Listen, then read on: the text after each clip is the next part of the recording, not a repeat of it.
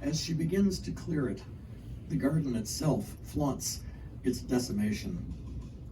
Bent, pale stalks and crumpled husks bow over mounds of ragged leavings, discarded shells, gloves, clenched fists.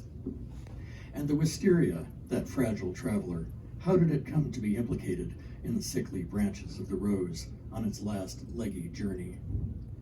Reminders bite her ankles, she who so lightly made her goodbyes. So long, à demain, see you later, à tout à l'heure. After the raking, the clearing out, she sees how hard the ground is, how unencouraging, how colorless. To be the keeper of this is to learn to love and let go. Every October, the memory of relinquishment. What is the winter for? To remember love, wrote Retke. Ah, how to remember fullness, confronting these dry sticks, these ashes hanging from the trees like wadded handkerchiefs.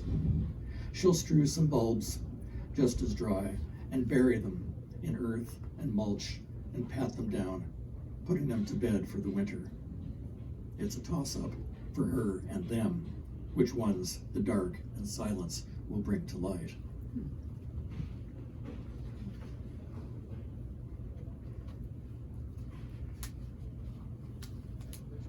She was a great gardener in her later years, and she also remained a great fan of surrealism.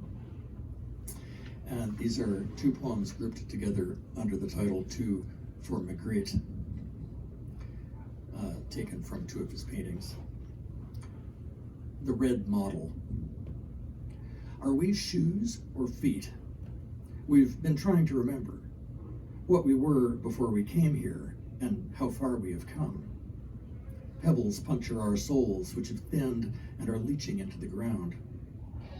We thought ourselves calloused, our long memories building up a tight shoe of resistance.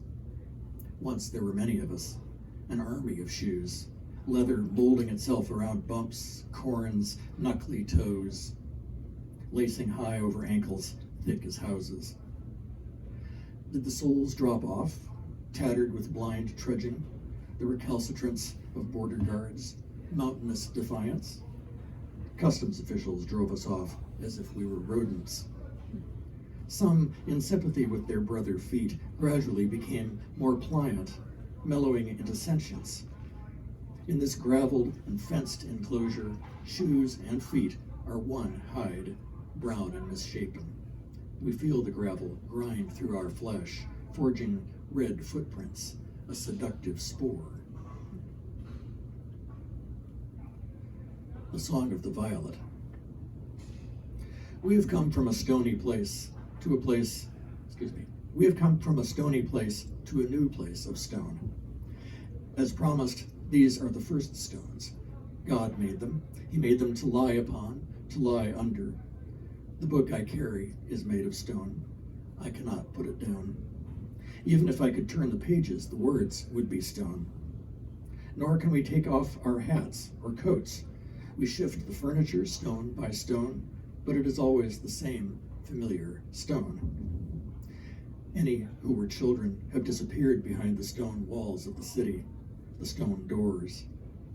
If a violet grew here, it would be stone, mud yellow like a dusty star. We thought to go to the next place and the next, but before we could cross the street, the places turned to stone. Can stone injure stone? Who would envy stone? When stone crumbles, it becomes a base for more stones, hardening like tears.